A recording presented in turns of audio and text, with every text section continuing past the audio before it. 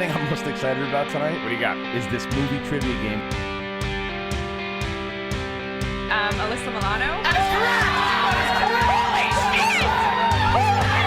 correct! Total Recall. That is correct. Wow! Before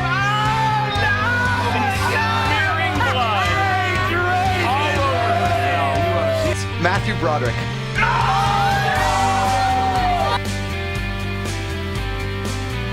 Tri-Senator stop. Tri-Senator. Oh, no! Tri-Senator! What I just saw! He dropped the horse!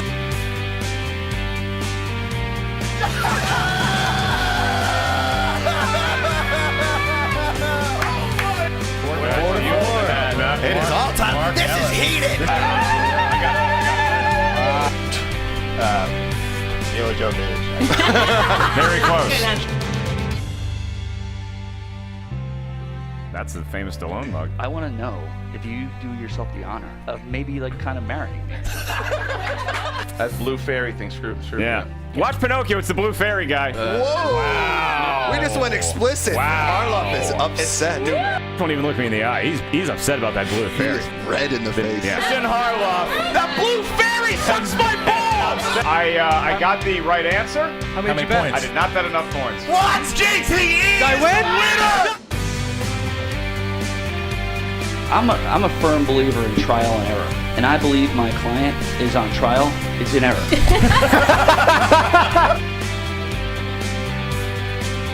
Mark Riley is your winner, advancing to the next round. This is a destruction. Jute has no points left, and Mark Riley is the winner. All right, Riley, you won the entire Ultimate Schmoedown. You get the belt. Peace out, Mother F's.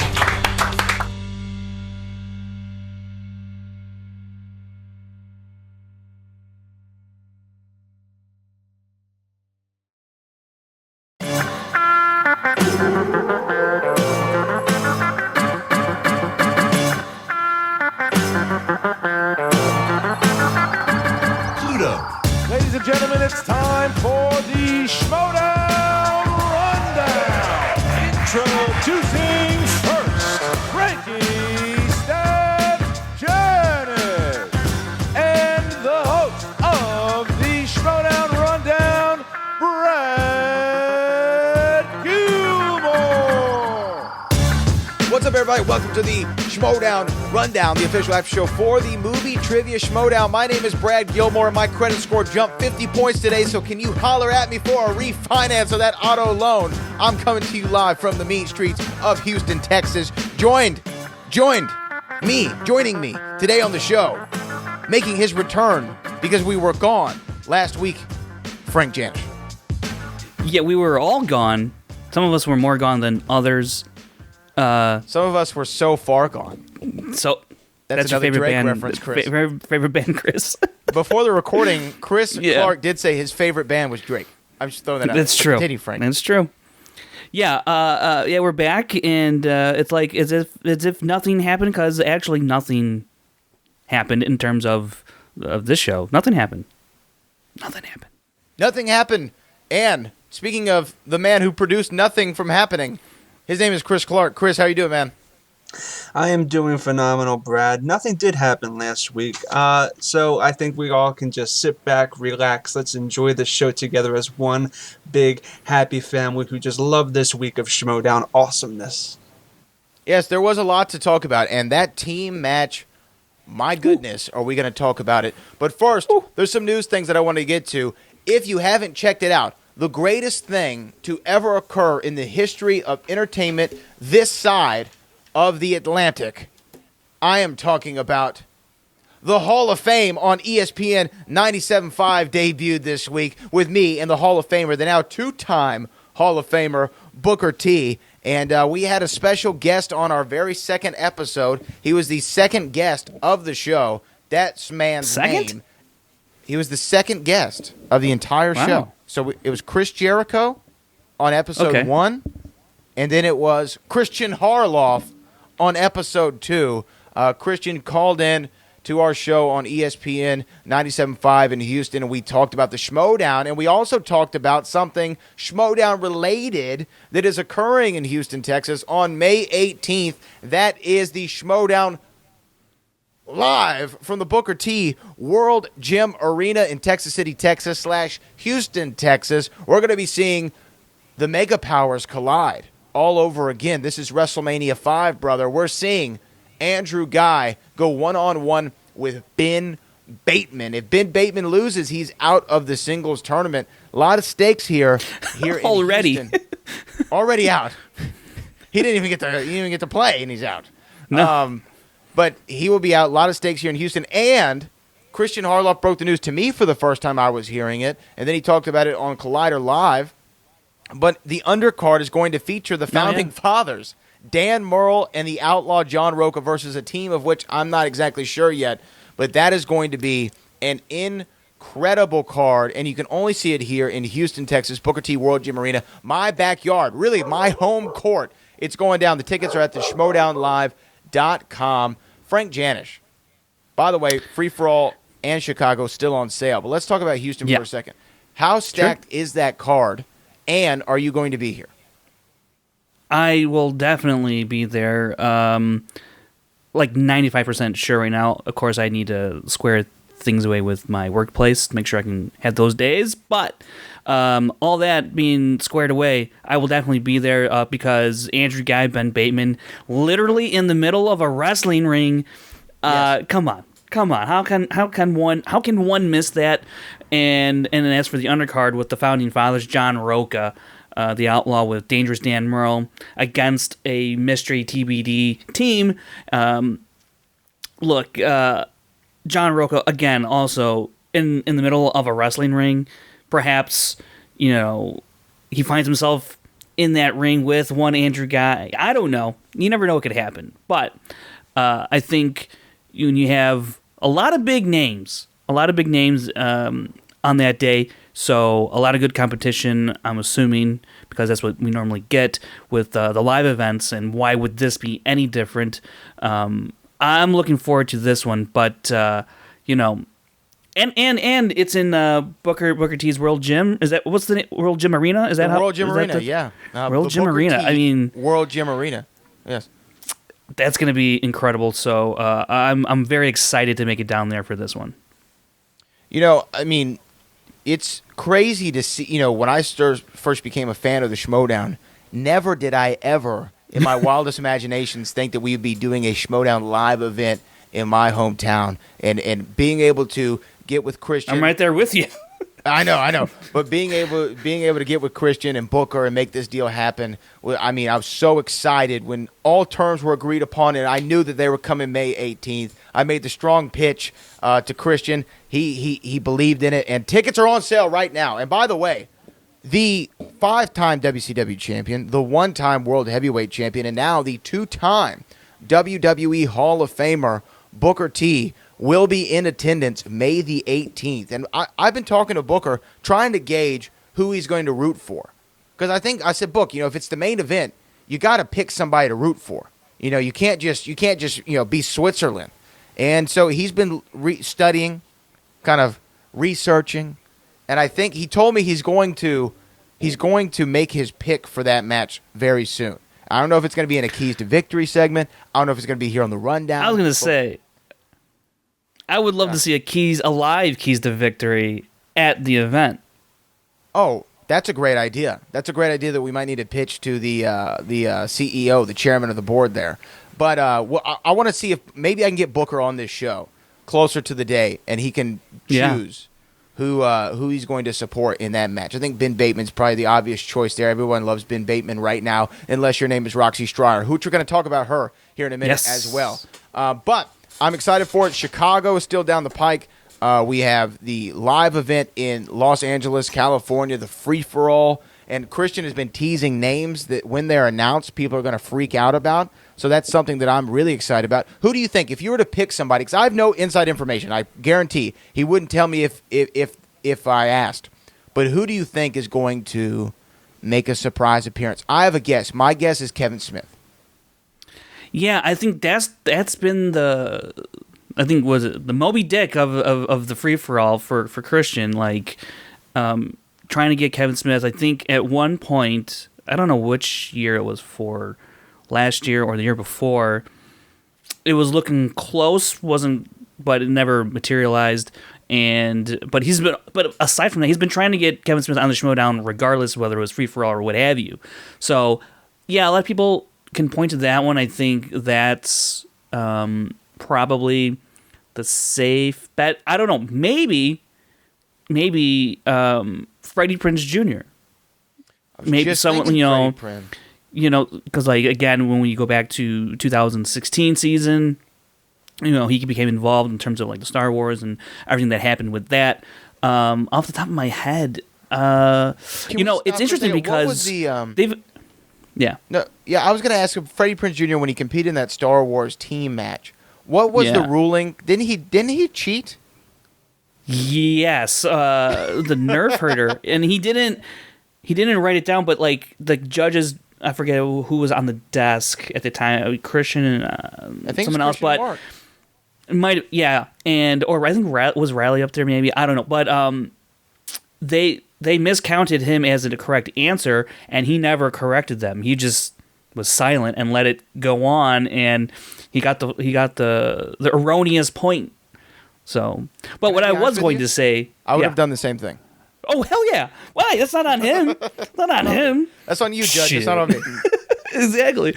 But what I was going to say is that with Collider Live and all of these guests they've had on and building those kind of relationships with certain people, I mean, look at Justin Long. I don't know. Yeah. Like, I mean, think of people that have been on Collider Live that maybe he's talked to that could have been pitched an idea for coming out to the free for all. James Roday. He kind of pitched James Roday on the show as well. I would like that. All my psychos out there would appreciate that. What up, PJ Campbell? Did I say Justin Long? You said Justin Long. I mean, Jay Baruchel. That's what I'm talking. Well, Jay Baruchel. I was like, Justin when Long, was yeah. Justin Long? Yeah, on? no. That wasn't. That's because like his he would be name a good popped one. up his name just popped up a couple times in this past match, so that's why his name was on my mind. But yeah, Jay Baruchel. That's actually kind of where I would put my money over Kevin Smith.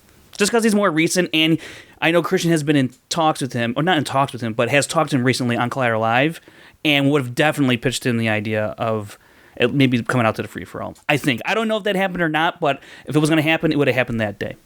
That's all. All right, well, we will find out. March the 23rd, it will be going down live in Los Angeles, California. Tickets still available at the Schmoedownlive.com. Of course, Season 1, if you are just a newcomer here to the league and you haven't seen all the great matches that the Schmoedown has to offer, Season 1 has been announced that it's going to have its own podcast feed called Schmoedown Classic.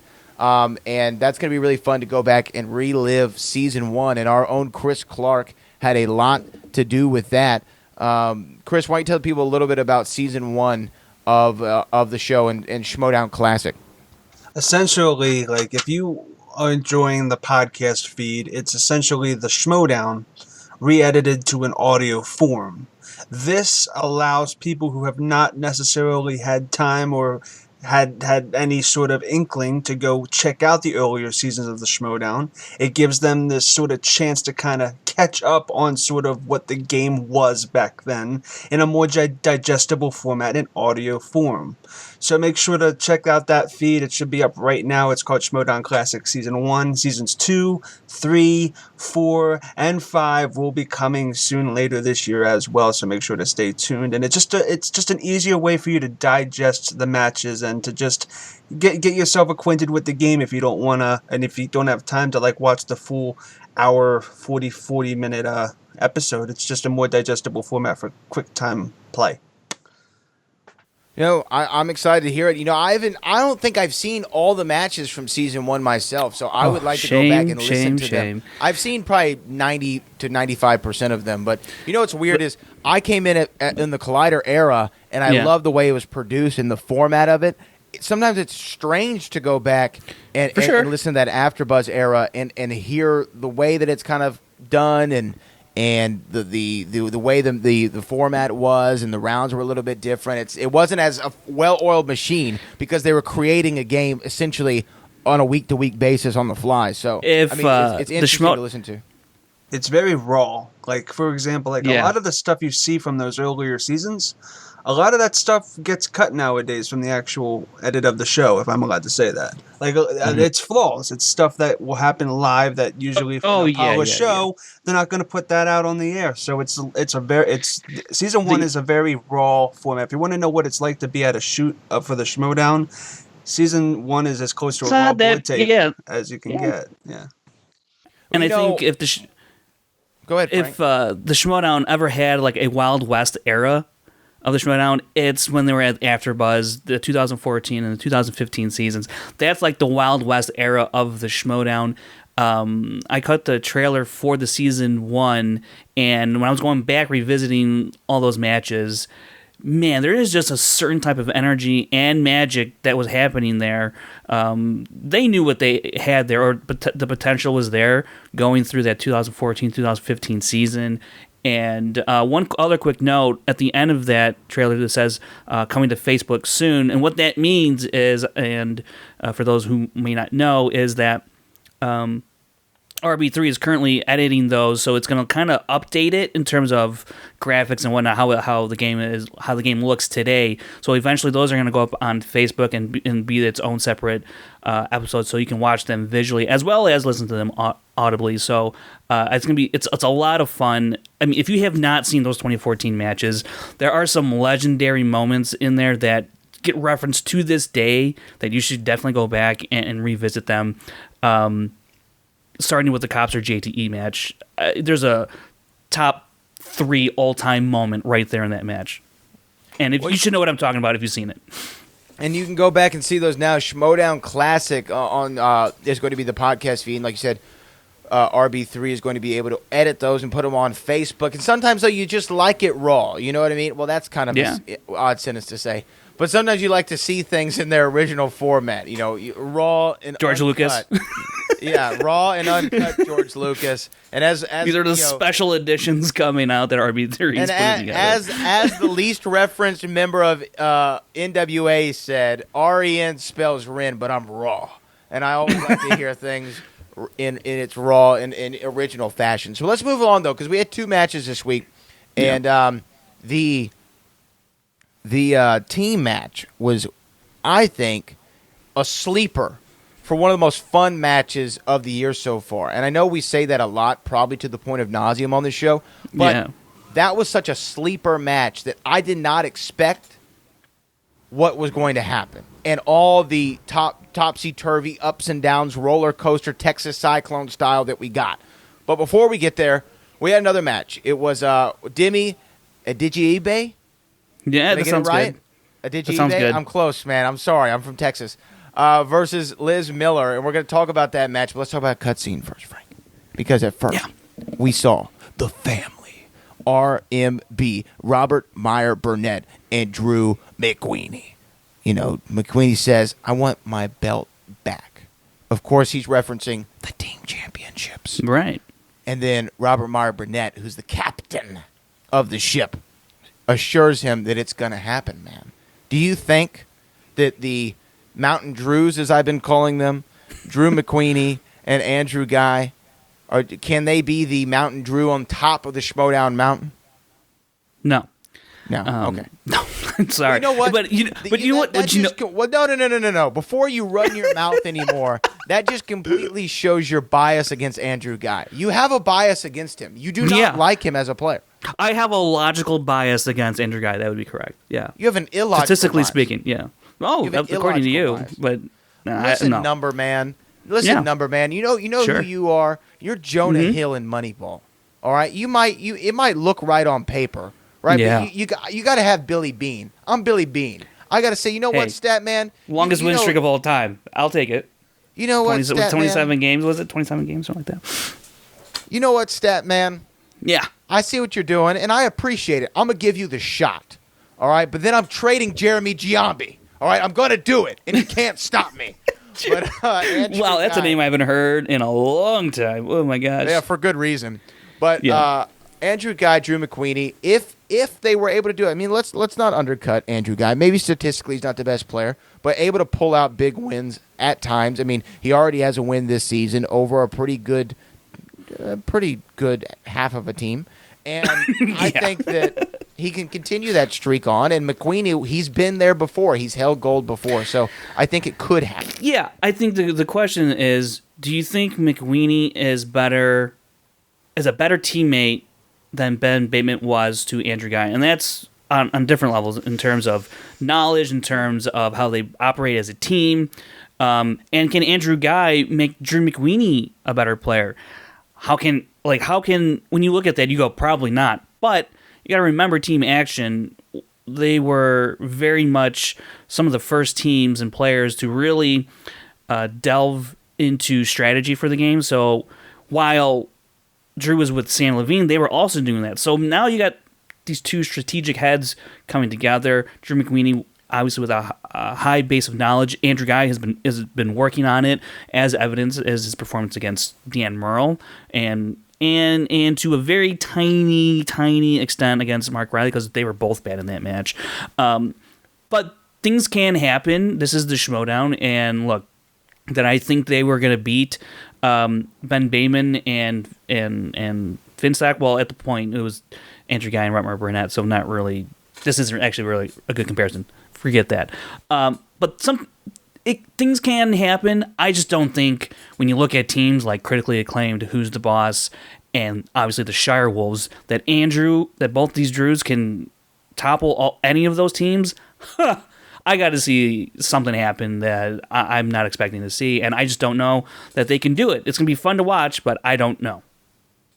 Well, from that cutscene, we move into our singles match from the week. We have debuts from two competitors, both having to do with lightning or electricity of some kind. We had Lightning Liz Miller going against the Electric Lemon. Demi, did you eBay? I think that's right. I'm sorry. That's pretty good. You know what? This I don't know. reminds me We'll of have to ask him. When I see this name, so when you're doing ring announcing, especially in boxing, there's a lot of Russians who are fighters. A lot of Russian heritage, fighters, and you always see their name on the run sheet.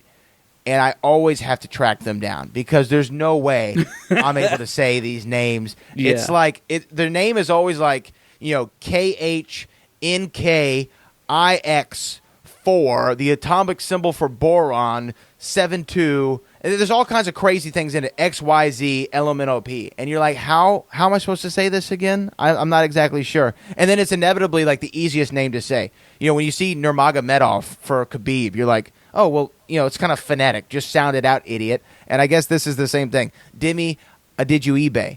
I think I'm very close on that one. I feel good about it. So Demi, I'm going to call him Demi, though, just so I don't butcher his name in case I am, versus Liz Miller. What did you think about this match, Frank Janish? We didn't know a whole lot about them. Yeah, didn't know a whole lot about Demi, and, I mean, he was supposed to debut last year. Which didn't happen, but now he's here, so that's great. Didn't really know what to expect, but I think with people who are in the industry, they're going to come with a certain level of knowledge just by the fact that they are in the industry. They're going to hear certain names, for whatever reason, for a multitude of reasons, and it'll stick one way or the other. So it's always interesting, I think, now to see people who are within that industry, because we've seen it with Ethan Irwin, who's obviously at the height of people who've come from within the industry to display their knowledge. And then you have Liz Shannon Miller, who comes from the camp of Ethan Irwin, was propped up by Ethan's wife Meredith as that she could beat Irwin. So that's a lot of hype to put on someone, a lot of pressure to put on someone who's never played the game. And so what that told me, though, was she's obviously going to be very good at trivia. Now, does that translate to the Schmoedown? I don't know, but what I was expect to see from Liz Shannon Miller was a level of knowledge that was there. Whether or not she can play the game, because we all know that's another facet that players have to master. Whether she can play the game is a different story. I was just curious to see what kind of knowledge she would display here in the match, and I thought, given the hype from Meredith and being from Irwin's camp in a sense that she would be pretty good, and I don't think she disappointed, not at all. I don't think she disappointed at all. Miss Miller up 7-6 after round number 1. 7 correct points. I mean, 7 points and even 6 points. Above is that above league average? Is 5 points the average? The league is about 5. Yeah, about 5 is the average, and so for both to be above, I mean, especially Demi with 6 and Liz with 7. I mean, those are great debuting rounds, and those are great scores for anybody in any match. Absolutely. So, I mean, still, though, with 7 points, I mean, you're 1 away from a perfect round. Almost had it. Could have been up, 9-6. 7-6, though, 1 point lead. As you go into round number 2, Miss Miller defers to Demi, which I'm going to call him. I'm calling him Demi. defers to Demi. Demi lands on Modern Classics and respins and gets quite literally the opposite end of the spectrum and gets new releases. Yeah. Talk to me, Janet. Pretty much.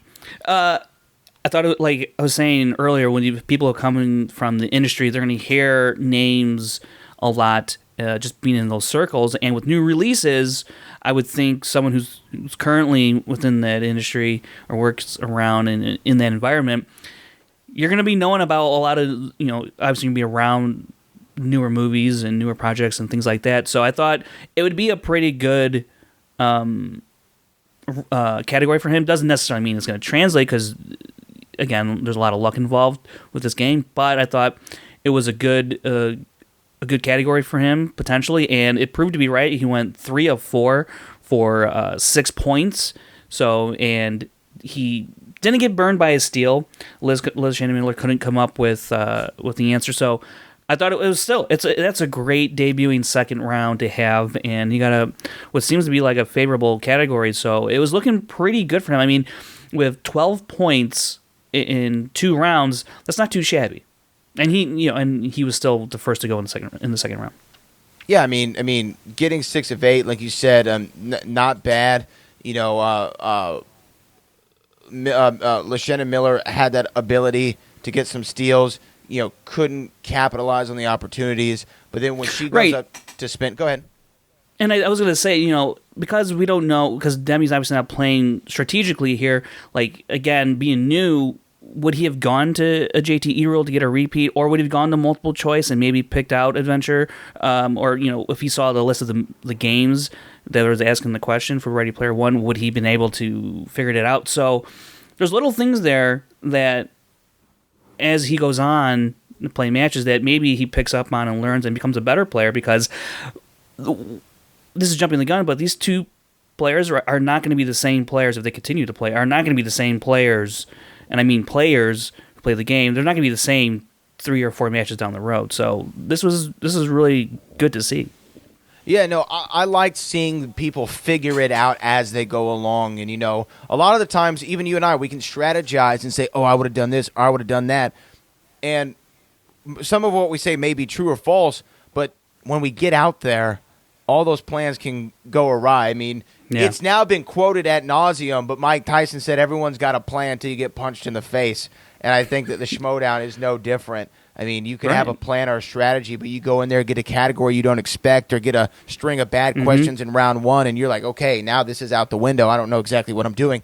But Miss Miller goes up for round number 2, spins away from movie release dates, which I got to tell you, Frank Janice, I think I do pretty good in movie release dates. But she gets Steven Spielberg. She gets Steven Spielberg. Gets 7 for 8. Only went to multiple choice once. Very good. Now we're up 14-12 going into round 3. She still has a good lead.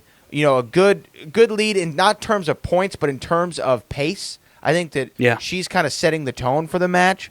And Demi's playing catch up a little bit, quite literally on the scoreboard. And I thought that this was another good showing of her. Have you seen this though? This hype that you got about Lightning Liz Miller prior to the match. Yeah, I think having back-to-back 7-point rounds, 7 points in the first, 7 right here.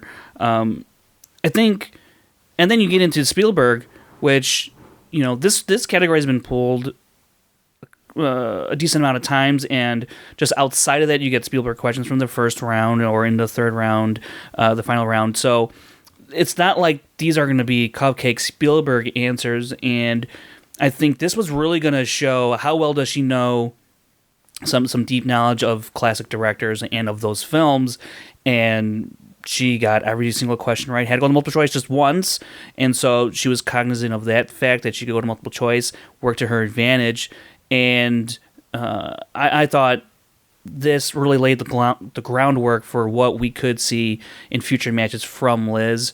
I don't know how she was underneath the lights. I think everyone has to get acclimated to that if you're not from that kind of setting in your day job, if you will. So it'll be interesting to see how she works with that. Much like a Rachel Cushing.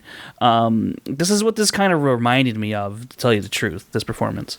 Oh, we all know how you feel about Miss Rachel Cushing, Frank Janish. That is your favorite Schmoedown player of all time. You are the Rachel Stan. You know what's funny, real quick? Two names right next to each other. I've never actually verbatim proclaimed that. I've just simply stated the facts for her as a player, and I guess that makes her my favorite player. So, okay, carry on. Frank, it's not a bad thing to be a Rachel Stan. You could pick. Oh, I'm not saying that. I'm just, that's funny. It's funny that people would assume that because you put out factual information about a player and they happen to be very good facts for a certain player, that they all of a sudden that they have to be your favorite player. I did not realize that. Are you saying right now, definitively, Rachel Cushing is not your favorite player? She's one of my favorite players. Oh, so you're going to play the fence-sitting game. It's no joke that I've always been there's been no secret that I've been a John Roca fan from the beginning. So I feel like, by the way, John Roca, still, I need him to come back on this show so I can let him know what time it is. And the thing about it is, oh my goodness, I just realized this. The thing about it, John Roca, yeah, you, John Roca outlaw, you're going to be in my hometown, son. You're an outlaw. You just realized this? You're an outlaw? You're an outlaw? I'm from Texas, brother. Born and bred. There are literally chickens in the yard next to me right now. I can walk 500 feet and see cattle and horses and cows. All right? There's a rooster that lives right down the street from me, so, I mean, they're right. Hey, anyways. Frank Janish, that is not a nice name to call your neighbor. But I'm just saying, I'm the real outlaw, John Roca, and when you step inside the Booker T World Gym Arena, my home court, you better pay respect, son. All right? Because that's what we got to do around here. You got to pay respect. Put some respect on my name. Next time you come on, because you know what, Frank Janish? Roca's a good host. He's a good host on everything that he hosts. The Wrestling Sheet Radio, on Sports Time, on Dropping Dimes, on Collider Live, on Movie Talk. He's a great host. Top 10, yeah. He's a great host. But I'm the best of all time. I'm the best of all time. I'm the boat. All right? That's what I am. I'm the boat. And you know what, Outlaw, John Roca, when you step inside of the World Gym Arena, you need to pay respect to the boat. All right? The BHOAT? No, the BOAT, the best of all time. I was going to say the best host of all time. I am. It still works, both. I am Anyways. the dress shoe wearing, Ric Flairin', good hair having, entertainment world champion. I'm the best thing that happened since you came out the womb, John Roca, and you came out the womb over a century ago. All right. I'm back. I'm sorry. Okay. Sorry. I'm back. Let's get to round number 3. Round number 3, we saw Demi's 2-pointer was Meryl Streep. It was Julie and Julia got it correct. Then we go back over to Liz Miller, coming of age, and the what was it? The Breakfast Club actor. Yeah. It was the Breakfast Club. Emilio Estevez was the answer. Who was the sports guy in the Breakfast Club? Something like that. Who's the jock? The jock, yeah. In the Breakfast Club. Yeah. Then we go back to Demi. Demi's 3-pointer was James Stewart plays a character by the name of L.B. Jeffries in what Hitchcockian film? He didn't get it right. The answer was Rear Window. So Demi has to hit his 5-pointer in the category of 2000s. How does Patches die in Dodgeball? Oh, Look, my Lord, was I screaming I thought the same from the thing. rafters. Yeah. And I was like, damn, that's right. For some reason, I thought he got hit by a bus, but yeah. It was the That's a light good in question. the casino. Yeah, yeah. You know, I love that movie. Yeah. I love Dodgeball. When I was a kid, I would go to, I actually called into Movie Phone to try to get the movie times for the show. And when you put in Dodge, it wouldn't come up. For some reason, Movie Phone had it under Underdogs, was the name of the movie on Movie Phone. Because it's an underdog story.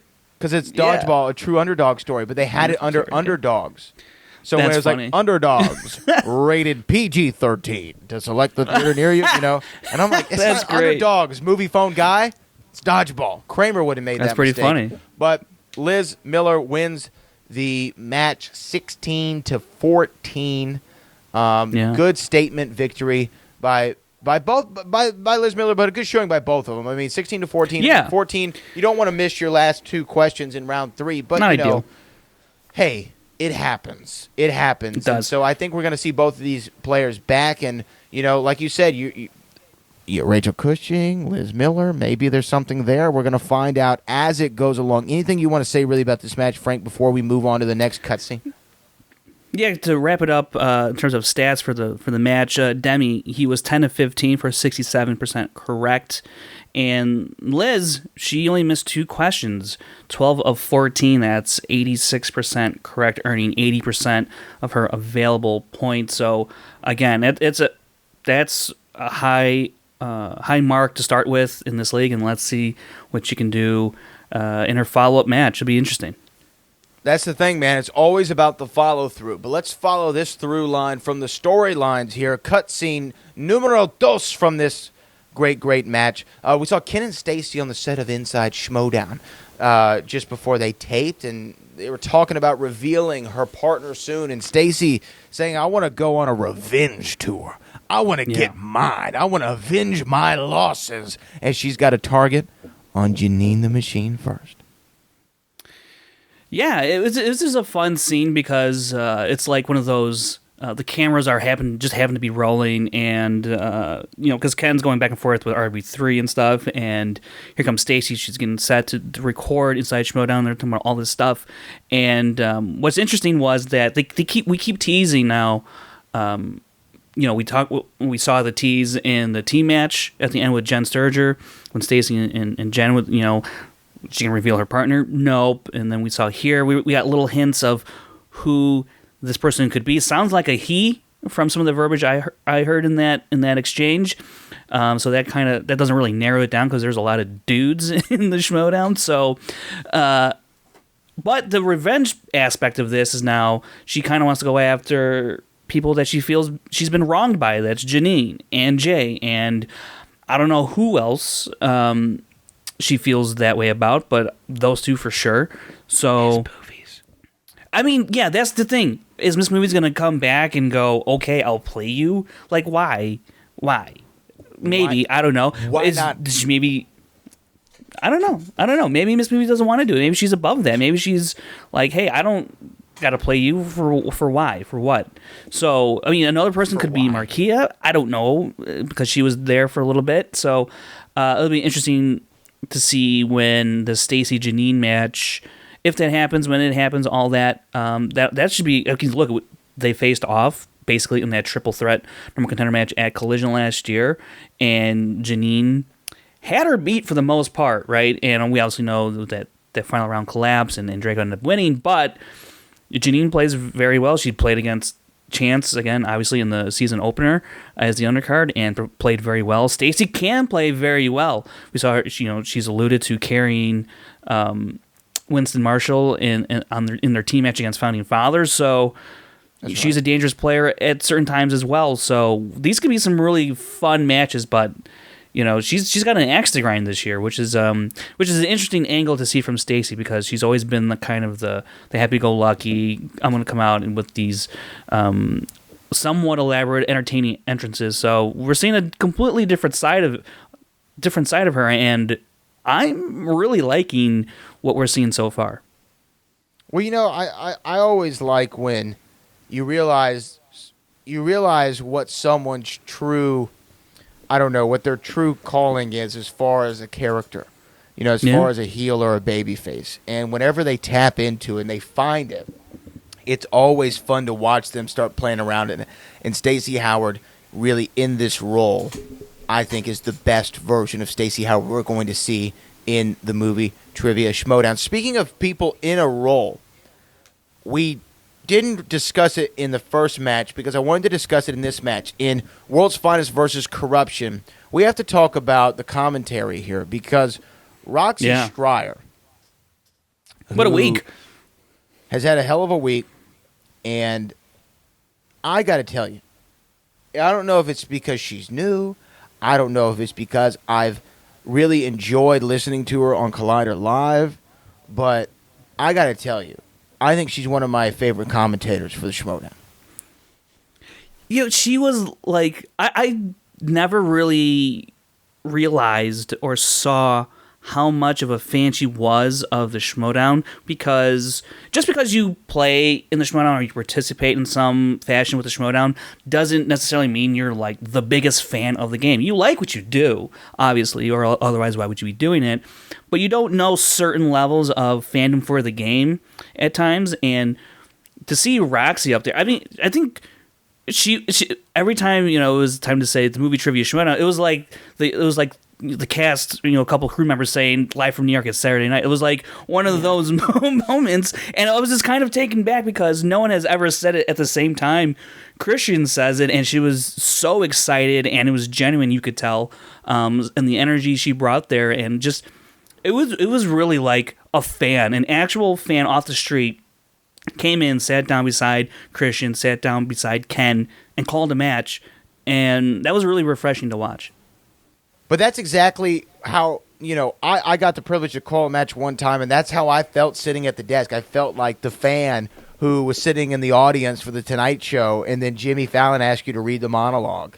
You know what I mean? I mean, it felt it felt like, oh, man, this is awesome. I've seen this done so many times. To have the ability to do it now is really fun. And I got to throw this out here. KRISTIAN, if you're listening, I know it's a big ask. It's a big ask. But I would love the opportunity to share the table with you and Roxy at a taping in sometime this season. Season 6, the Magic season, I got to call at least one match. I got to call one. and I would love to do it with Christian Harloff and Roxy Stryer. Just throwing it out, KRISTIAN, you know, if you can make something happen, if you know some people can pull some strings to get that trio on the table, I would appreciate it. But I really did. I found her commentary refreshing. It was another new voice, and I like when they throw, you know, some people on the table just to mix it up a little bit. But I hope she's a mainstay. But let's talk about this match, brother. Well, real quick though, I just want to talk about the one facet that Roxy brings is her interaction with the competitors at that desk, specifically Kalinowski and his whole corruption thing, because there is a storyline there, and she's at the desk, and she knows how to play into it very, very well. And while I don't think we're going to talk about it that much when we cover the match right now, but the jabs between Kalinowski and, or not necessarily jabs, but just kind of the ICU kind of thing, you see me, that's what we're doing. It just brought another level to this match that was just fantastic from just the intros and the promos leading up to that certain point. But yeah. She was great, and I did love her interplay with the competitors, especially Mike. Yeah, I mean, going back on the DC movie news stuff and just seeing her, you know, be Roxy. That's what she's doing. She's being Roxy, and I appreciate the authenticity. But World's Finest versus Korruption. First, actually, we saw a scene with Korruption where Mike Kalinowski is boasting with pride, and he aims for the entire faction of Korruption to have belts. Chance Ellison definitely says he wants a belt. We now see Grace Hancock in there with Ken. Maybe Ken goes back after Star Wars. Maybe Mike gets Inner Geekdom back. I mean, you never know what could happen here with Korruption, but I did love the mob mentality of Korruption. Like, we're just going to take over. We're taking over. That's what Kevin Nash used to say back in WCW with the NWO, and Korruption definitely has an NWO vibe. I've always thought that from day one that we saw Korruption form. So love that little interaction. Frank, is there anything you wanted to mention about it? You know, I guess in total, though, we talk about their promos for Korruption and for World's Finest. I mean, dude, World's Finest coming in hot. Eric Zipper was coming in hot. brother. Woo! And I mean, these guys, everyone involved was just on top of it. I mean, it was. I couldn't. I was watching and I was going, holy crap! This is fantastic because Korruption as an entity on its own is great, but when the other side plays into them, it just brings it to a whole nother level, and it was proven here. And before they even started asking questions in this match, I was already pumped for this match. I mean, I thought Korruption was probably going to win, but I always thought World's Finest was going to put up a really good fight, and they could surprise. So for them to bring that swagger and that moxie to this match right out the gate, going against a pretty formidable team, dude, I was loving the vibe. I mean, everything that was happening. I mean, Vibes. It was great. Yeah, no, it was good. Eric Zipper, man, guy was shot out of a cannon. Ooh. I don't know what was going on with him, man. New swagger. You know, like you ever see like, I don't know, like Tupac or whomever, on the stage. When they start going, they're doing their opening number. They're just kind of riding the beat. They're warming the crowd. They're kind of getting them into it. But then, when California Love drops and Pac knows he's about to have that whole crowd by the palm of his hand, you know what he does? He just grabs his crotch. He grabs his crotch and he's like, hey, I'm Tupac Shakur. This is California Love. All eyes are on me. I feel like Eric Zipper came out to California Love and he just grabbed his stuff and he was like, what's up, world? I'm ready to take on me against the world. Ambitions as a rider. You know what I mean? That's what I felt like from Eric Zipper this time around. Do you feel what I'm saying, Frank Janish? Yeah, because when they came out, the music that came out to was the Avengers. It was the scene where Thor and Rocket and Groot come back down to Wakanda, and it's that theme right there that played, and they came out to that. I was like, whew. And then you have Corruption's theme from Dark Knight Returns, and so two great themes with two great, actually very present entrances, and man, we were off to the races with this one. We were. Round number 1 went down 15-11. Korruption on top of World's Finest. 4-point differential here going into round 2. Not a good spot for World's Finest. No, but look, you can't. 11 points is nothing. You want to hit double digits in the team in the team first round. But what Korruption, when you have someone like Chance, someone like Kalinowski who went 8 for 8, couldn't capitalize on the bonus. This was his second time he went perfect in the first round in teams. He got the bonus last time, couldn't get it here. Chance with 7. This is the second time he got 7 points. He did it in his first debut match, actually, against Ink in the Brain. So 15 points, it's a huge number. That's a huge number for teams. I mean, you basically just missed 1 point. World's Finest, I mean, look, they're a good team, and there's a reason they upset teams like Trek, because they can put up a decent score in that first round and really go to work in the second round. But yeah, being down 4 points against Korruption here, not necessarily good luck, but as we all know, anything can happen in the second round.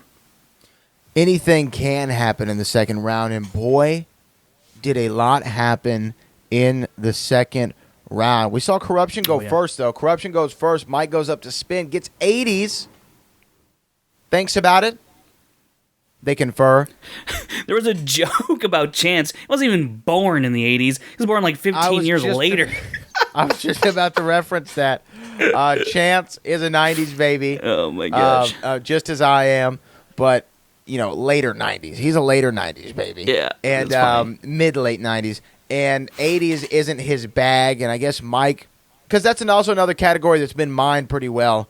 So Mike was like, hey, let's spin away from it. If we're both not feeling good about it, let's go. And they get Kevin Smith, which I don't know. That's kind of not something you want to see.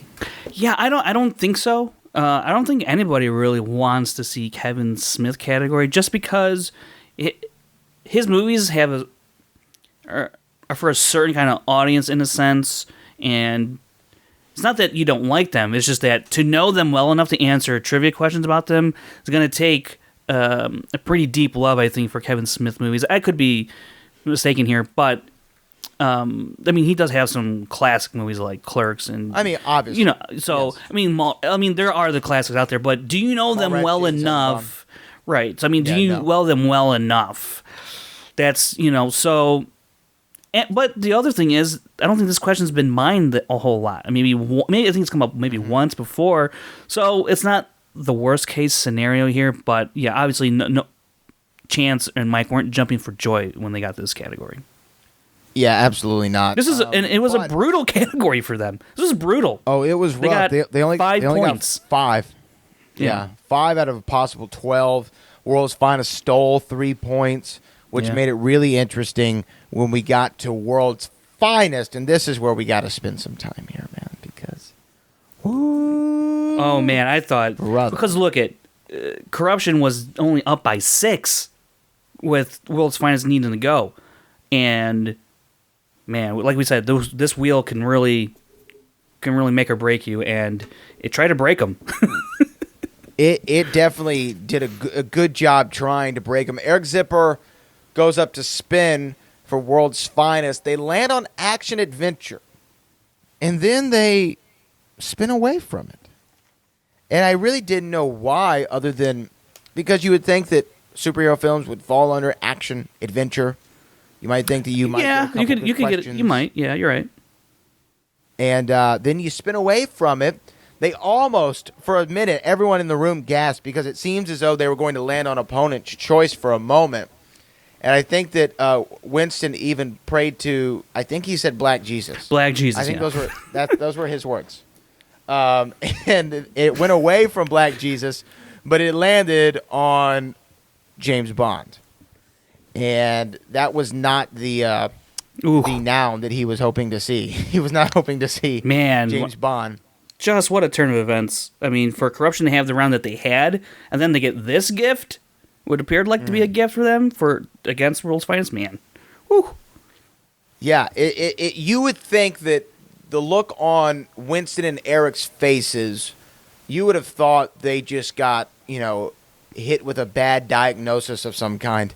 It was just not Yeah. the news they wanted to see. Everyone was devastated on certain levels. Mike was elated, and World's then Mike Finest. gets up and gave a Ric Flair strut. Woo. He was like, woo. Loved it. I loved it. I'm It the was real great. boy here. Yeah, and James Bond, though, is a category that I've trumpeted that should be an inner geekdom that I feel like I'm very confident on, and I'd like to face Mike Kalinowski in a James Bond off one day. But I was interested to see how Zipper and Winston were going to come back from this, and they went to multiple choice. This was a battle. They struggled through it, but when you look at it, they got 6 points out of a possible 12 in their category. Corruption only got 5 points out of a possible 12. So in a worse category for them, Yeah. they did better than Corruption did in their category. Now, there were steals. Of course, Corruption got 2 points from steals, but So it was 9-7 in terms of round points. right. But I was still impressed by Eric and Winston struggling through it, but getting through it. Getting through it and getting correct answers. I thought that there was a great pull for the On Your Majesty's Secret Service question to get Diana Riggs. I thought that even the Quantum of Solace question of who played Dominique, I mean, everything was really good. They should have known the Shirley Bassey question. I really, come on. Moonraker, Goldeneye, Diamonds Are Forever. I mean, Goldfinger, Diamonds Are Forever. Come on, man. I didn't know Came it. through with that. Should have came through with that one. Shirley Bassey, come on. It's my favorite James Bond song is Diamonds Are Forever.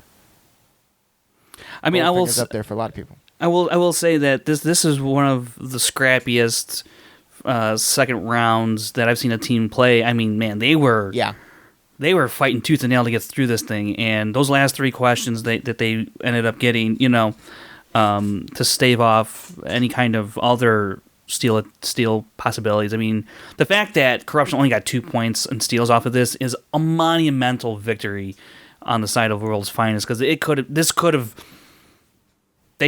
been done. They could have been knocked out here. in all honesty. And, they utilize Very multiple well choice. You utilize multiple choice to minimize the damage, and it worked for those 2 questions they got stolen on. Because those 4 points right there gives Corruption still have been an 8-point lead. But, had they been able to steal questions 5 and 6, you're looking at a strong possibility of a knockout. So the fact that World's Finest was able to stay within 2 coming out of this round and into the final round, that's all you can ask for if you're trailing. Is you don't want to be down more than 2, and they were right there in that spot to really challenge Corruption there in the end. Yeah, and as the great 43rd President of the United States used to say, I think that Winston and Eric had some good strategery. They had some good strategery in this round, and they exhibited to the best of their ability, and they're able to get into round number 3. Round number 3 went down like this, though. Winston's 2-pointer was what 90s action movie stars Kurt Russell, Steven Seagal, and Halle Berry. I did not know Executive Decision was a movie until now, and I might have to watch it this evening. Holy crap.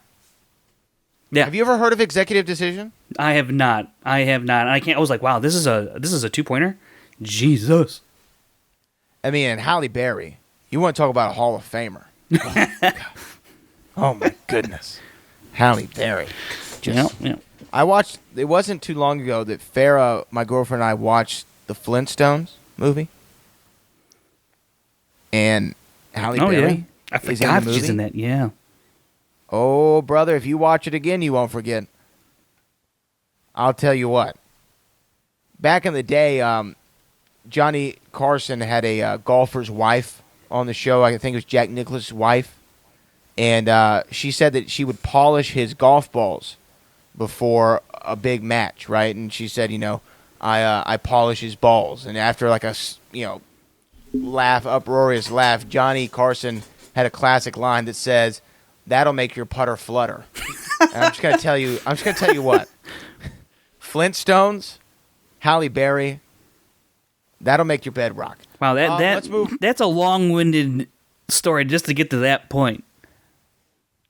Hey man, that's what I do. I'm the boat. All right, leave me alone. You're the boat. That's for sure. Okay, look, it wasn't related. It wasn't related, but I'm just gonna show everyone at home. I looked over to my left and I saw this picture of Johnny Carson sitting on my desk, and I just thought of the Johnny Carson story. So, Okay. Hey, it'll make your putter flutter, brother. Got Let's it. move on, though. Eric Zipper had to go right after it because they got the question wrong. Yeah. What was Chris's profession in Get Out? And Eric, I thought Winston Marshall was going to freak out if Eric Zipper got this one wrong. I think he might have punched him in the face. I really do. I think he might have punched him in the face if he got it wrong. He didn't. Answer was photographer. He got it correct. It went to Mike. Mike was 2-pointer was, remind me, what is the totem from Inception? Was that the question that he got? And he got it correct. It was top? It was a top, a spinning top, the spinning top, yeah. Right. The spinning top, that's right. Okay, it was the top. Right. And then we went back to World's Finest for their 5-pointer. And Yeah, I gotta, this 5-pointer. You have some issues here? I do. Especially when it's Who juxtaposed was the main to... star Yeah. in 2018's Adrift? This one, I could not believe that this one was their 5-pointer, a 5-pointer. And then and then once we get to Corruption's 5-pointer, it's like, wait, what? And We'll get there. We'll get there. Yeah, but, we'll get there. So what's your issue with the question? We're asking for an actress's name for a 5-pointer? Really? Okay. Even though if you think like that movie wasn't as widely watched or known or, circulated or whatever, like, all you did not have to see this movie. All you had to hear was about the movie, that you read the IMDb page, see a trailer, and then you know this answer. There's not many 5-pointers in this game that I know. So when I know one, and it's on this kind of surface level, I'm like, whoa, that's a 5-pointer? Okay, that's how we're playing the game. Okay. So, okay, that's all I'm going to say. Well, they do get it correct, which sends it to Chance for his 3-pointer. was What Animal is Kevin Hart in the Secret Life of Pets, which is a great movie, by the way. I have another The issue, bunny. not with the question, but with Chance on this, because this question to answer was inconsequential to the match, whether they won or lost. So for him to slow play it was like, why? Why? Just turn to them, answer it as quickly as you know it, and throw that in their face instead of drag it out. Why? Yeah, I didn't really get that. But, you know, It made no It might have sense. been a mental game for him. He might have been playing the mental game. I don't know. You know, But like, it wasn't World's quite Finest right. had no other Partners. questions to answer anymore. What were you? Right, What is, right. Come on. That's a good point. It didn't make a lot of Think. sense. It's a good Come point. on. Anyways, But sorry. this 5-pointer. I'm. So they have to hit it to win the game. If they don't hit it, they will lose the game. And as soon as we hear the category of movie taglines, Mike Kalinowski is not too pleased about it. Understandably so. Yeah. 5-pointer tagline. And- Ugh. Not good. Taglines in general, not good. Especially Exactly. on your 5-pointer. And the tagline was a challenge he never imagined, a teacher he never expected. It was in What 2010 remake of an 80s classic was the tagline, a challenge he never imagined, a teacher he never expected. They had to repeat twice on this one. And so, not being a player, sometimes you're not really exactly sure if the JTE rules are really that beneficial. And I will say this, listening to this match and watching it as I'm driving through the mean streets of Houston, Texas, I'm like, damn, what movie would that be? Yeah. What movie would that be? And then they ask it again. I'm like, what 2010 movie? 2010? What the hell movies came out in 2010? It was such a random ass year to begin with. And then I'm thinking, and then when they read it a third time, in my head I was like, is it the Karate Kid? And then he said Karate Kid, and I was like, oh my God, I got a 5-pointer right. I got a hard 5-pointer right, and so did Korruption and Mike Kalinowski. Great pull. That's how you use your JTE rules to your advantage. They win the match 32-28, and the Zipper Man is pissed. He is pissed. He is pissed like he did not like what just occurred. It was like he had an intervention of some kind in his mind. He was at a mental battle with the man upstairs, and he's trying to decide, should he listen to the devil on his shoulder or should he listen to God? He didn't listen to God. He listened to the devil on his shoulder. Doing when you're what is anyway? Okay. God.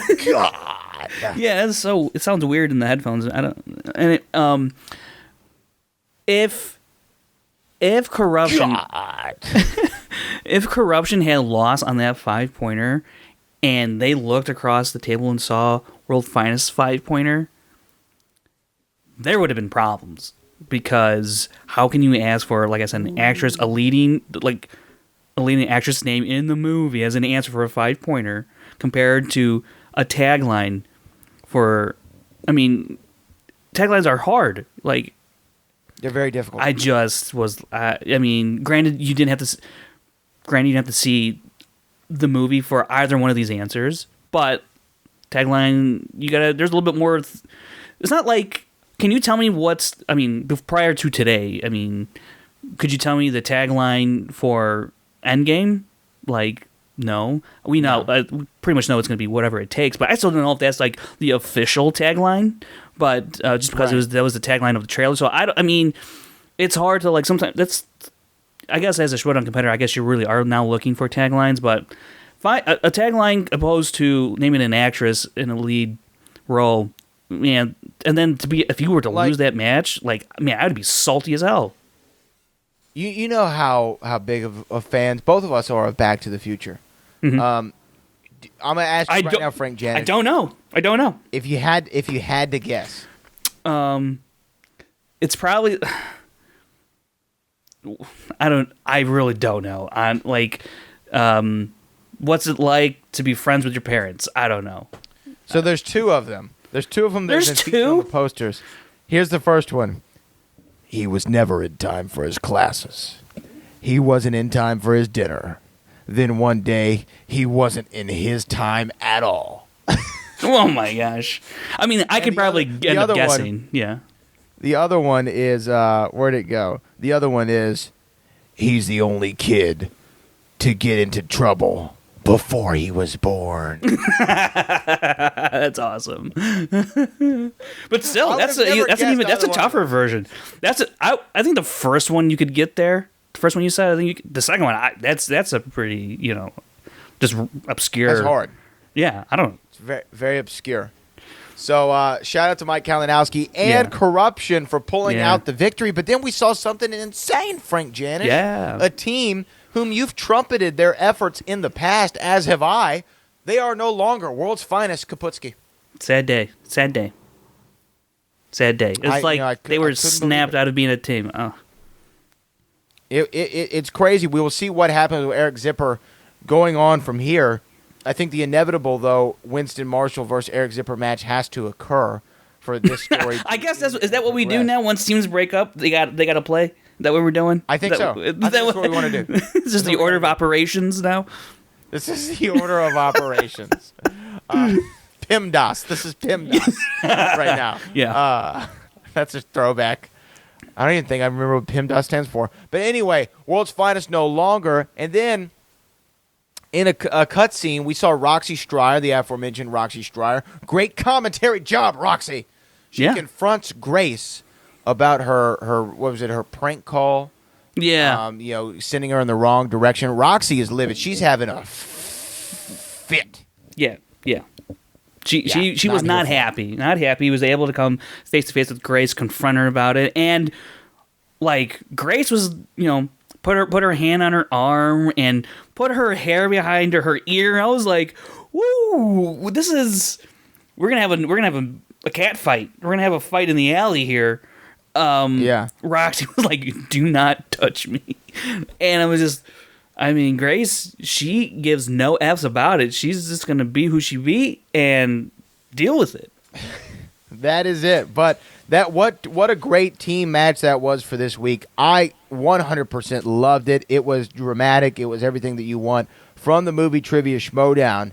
And speaking of another video, though, on the Movie Trivia Schmoedown page, you can see me and Booker T talk to Christian Harloff about the Schmoedown, the upcoming event here, May the 18th, the schmoedownlive.com. You can still get tickets for May the 18th in Houston, April the 11th in Chi-Town, and, of course, March 23rd at the Free For All, the schmoedownlive.com. Now, next week we have some great matches, including a match that Chris Clark may or may not have a stroke for, or maybe we will see him with his shirt and his pants off. That is the Shire Wolves versus Critically Acclaimed. Holy shirts and pants. Name that for the team titles. And then we're also going to see John Roca versus Mark Andreyko. The winner plays Ethan Irwin in a to-be-decided opponent in a triple threat number one contender match to face Dan Murrell. Two big matches. Frank Janisch, which one are you more excited for? I always a title match. Always gonna be excited for a title match. See, I told you weren't standing for John Roca anymore. I knew it. Okay. And Chris Clark, should we even ask what match you're most excited for? This is probably super, super predictable, but look. These are two heavy-hitting teams, but look at the stats. Over 80% accuracy. Bibbs, Whitney objectively know their shit, and we love Rachel and Clark. So even though I do have a bias towards Critically Acclaimed, I will root for the Shire Wolves, and I cannot wait to see this match. I am super, super excited about how hard that this match is going to rock the Schmoedown to its core. And Critically Acclaimed is going to whip some of my ass.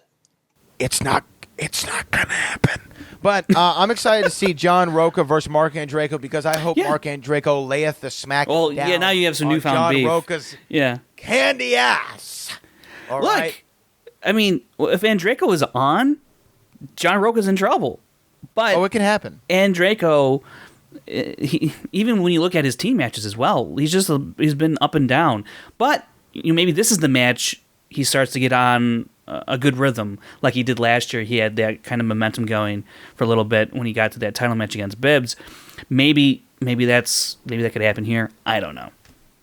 It's gonna be good though. I don't know, but we're gonna find out. It's gonna be two great matches next week, and we're gonna be here to talk about them. And maybe we'll be talking to defending champs or new champs next week. You do not know. I'll tell you who we won't be talking to. The Outlaw John Roca. You're not welcome on this show. Whoa, hey. The boat says so. What? Too far? He's always welcome Too on much? the show. He's Okay, always John Roca, on you're the welcome on the show.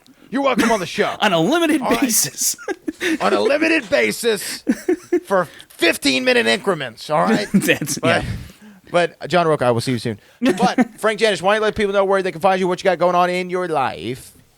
Yeah, you can find me on Twitter and Instagram at FrankieJ29. You can also actually now, if you're, look, I just recently hopped into the Patreon, Schmoedown Patreon Discord.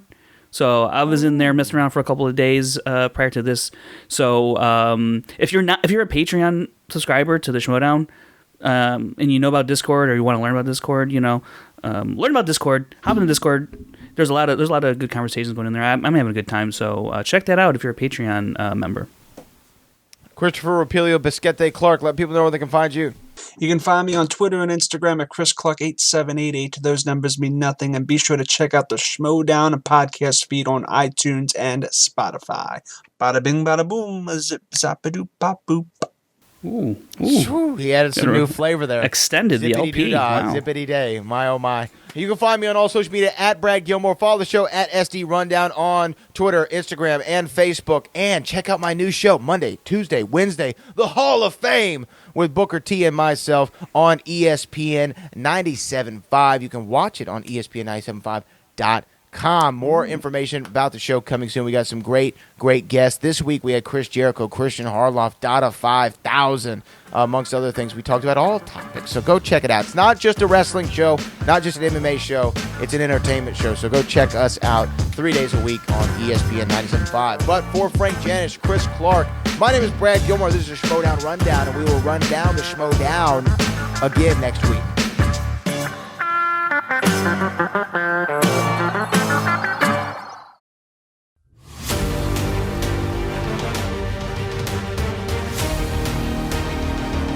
Ladies and gentlemen, it's time for the Movie Trivia Schmoedown.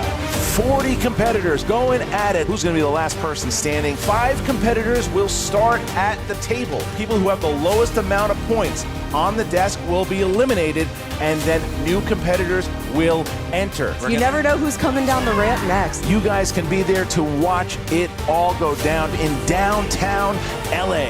Give it up for John Humphrey. Wow, Irwin has not missed. Head to head to figure out who is the ultimate champion here.